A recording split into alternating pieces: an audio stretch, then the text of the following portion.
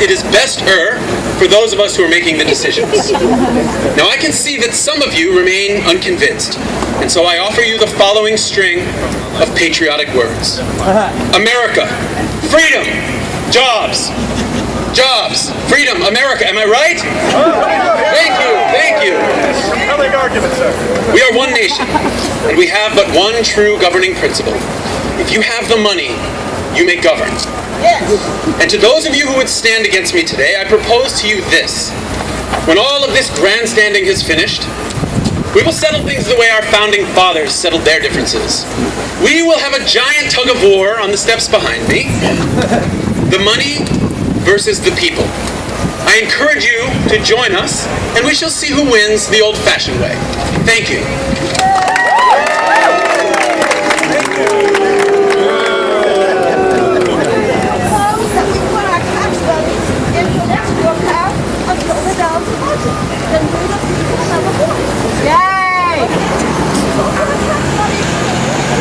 Alright, thank you folks.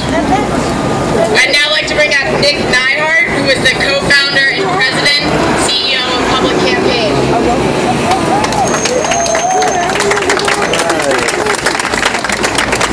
There. As Blair said, I'm Nick Neihart. I'm the president of Public Campaign. We work to change money in politics so that people running for office can depend on their voters for their elections and not Mr. Vanderbride. Where did you go? Raise your hand. Okay. It's an honor to share the stage here this morning with Reverend Barber, who's fighting for democracy and justice in North Carolina, and with Representative John Sarbanes, who's a leader in Congress on important money and politics issues, and of course with the rest of the speakers who are speaking up for democracy and against corruption. So here we are in Washington, D.C. We've got the Capitol there, the Supreme Court there. The government's on shutdown, democracy's on lockdown, and the court is letting corruption run wild. There's been a lot of talk about legal and constitutional theories on this case, but ultimately the legal questions here are secondary. What's at stake? What's at stake is power. Will the court side with the money or the many? Will it give more clout to billionaires and millionaires, or will it give it to the everyday voters? If the court sides with the money, they will be creating a new right, one that isn't in the Constitution anywhere, was never imagined by our founding fathers, a constitutional right to the functional equivalent of bribery. Whatever they decide, the rest of us need to fight back against the corruption in the system. We need to shine a light on dark money. We need to change this court or change the Constitution.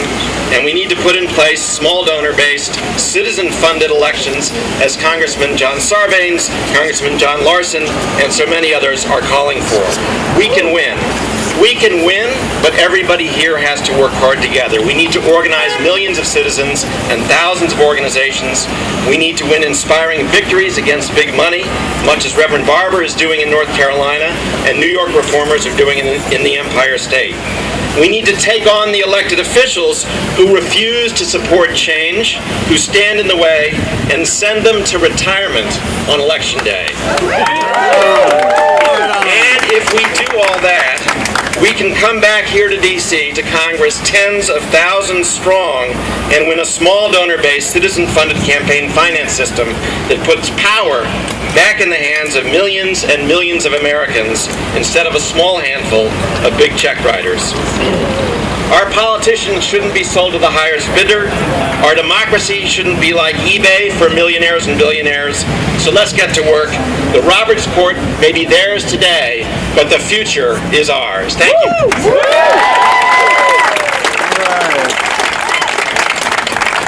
Thank you, Nick. And I just want to say my one word of advice to Mr. Vanderbride is that this isn't the only rally he's got to cover. There are people around the country rallying today.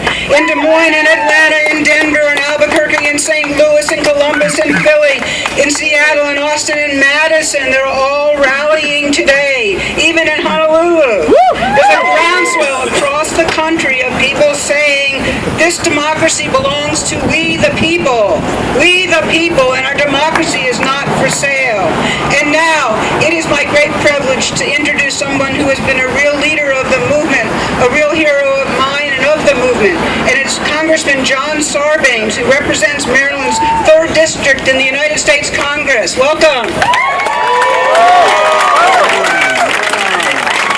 Thank you all very much. Good morning. It's wonderful to be here with everyday Americans, the folks that ought to be funding our campaigns. You know, the tragic Citizen United case swept away one of the bulwarks we had against big money influencing our government. There are few remaining restrictions these days, but McCutcheon wants to sweep away another one, which are the aggregate limits that we place on the amount of money that very, very wealthy Americans can contribute to congressional candidates across this country. We've got to fight on behalf of the voices of the average person out there, everyday Americans who want to reclaim their democracy. We beseech and implore this court, hold the line, at least hold the line on this, so that we don't end up with a tiny group of Americans, very wealthy Americans who can get $2 million to fund dozens, if not hundreds, of congressional campaigns in one fell swoop. Basically, taking over the institution of Congress, sitting up on their gilded dais and decreeing what the public policy should be when the voices of everyday Americans are being drowned out. Do we want a government where the voices of everyday Americans can't compete against the megaphone of the big donors? Do we want that kind of government? No, we don't. We want a government where the voices of everyday Americans are heard. We will soon be introducing the Grassroots Democracy Act, because it's not just about putting limits on the big money. It's about empowering everyday Americans to be the source of funding for campaigns. So we move away from a system where there's heavy dependency on the wealthy by candidates and there's dependency on everyday Americans. That's where we need to move. The Grassroots Democracy Act will give a tax credit to Americans who contribute to congressional campaigns to make it easier to participate. They'll bring matching funds in to amplify the voices of grassroots donors who contribute to grassroots candidates, and it will help grassroots candidates fight against the influence of super PACs and big money. It will speed up the day. It will speed up the day when everyday Americans, when you feel empowered to say, my voice does count. My voice does count. My voice does count. Thank you all very much.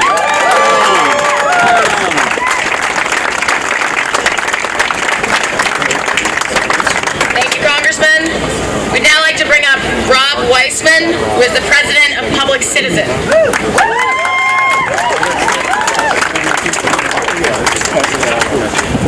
Plutocracy or democracy, the rich or the rest of us, legalized bribery or law and order, corruption or common sense. The Supreme Court has an easy choice today. We don't know how it's going to turn out. We do know if the Supreme Court decides today to strike down campaign spending limits, what's going to happen. We know that a few hundred people will start spending millions of dollars to buy our elections. Just a few hundred people. We know that we're going to have the outbreak of corruption as regular people understand it, which is to say the system will be tilted even more to benefit the super rich and the giant corporations. We will also have a huge outbreak of corruption as the Supreme Court understands it, which is quid pro quo corruption, the buying of direct influence. That is an inevitability if this decision goes the wrong way. Now, there's some reason to hope it won't.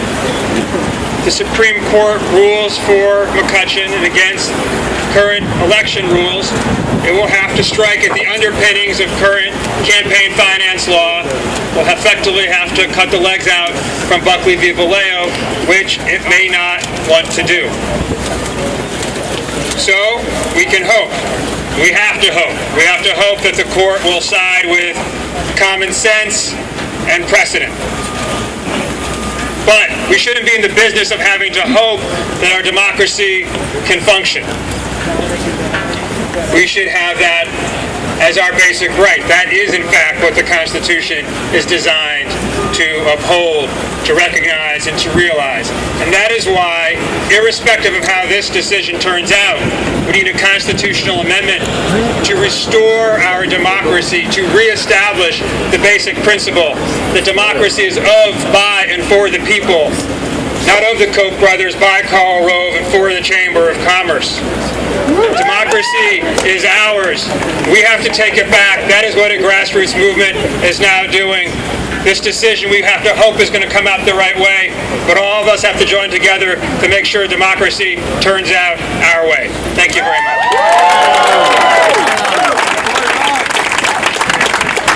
Thanks a lot, Rob. Pretty soon we're going to hopefully hear from the folks who have been inside the courtroom and get some sense of what's happening inside there as we speak, but I wanted to make sure that folks understood what's at issue here. The issue in McCutcheon is the aggregate contribution limits, caps on the total amount a person can give directly to candidates, PACs, and parties in each election cycle. And for the upcoming cycle, that's $123,000. $123,000 that one person can give, which is more than twice what the average family earns in a whole year. That's what we're talking about here. That's how out of balance this is. That's why this case, it's so sobering that the court took this case, and we're so hopeful that the court will not yield to the pressures to cede even more of our democracy to the powerful and the wealthy. And now, it's my privilege to introduce Mary Boyle, a real friend and colleague who is the Vice President for Communications at Common Cause, an amazing organization.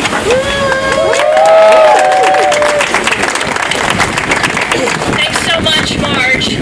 I'm Mary Boyle with Common Cause, and Common Cause has been in this money and politics fight for over 40 years, and we are so thrilled to be up here today working with all of you and with all these organizations focused to get big money out of politics. Though we're giving it a heck of an effort right now, the fact is the justices in the building behind me probably can't hear what we're saying we're doing out here today.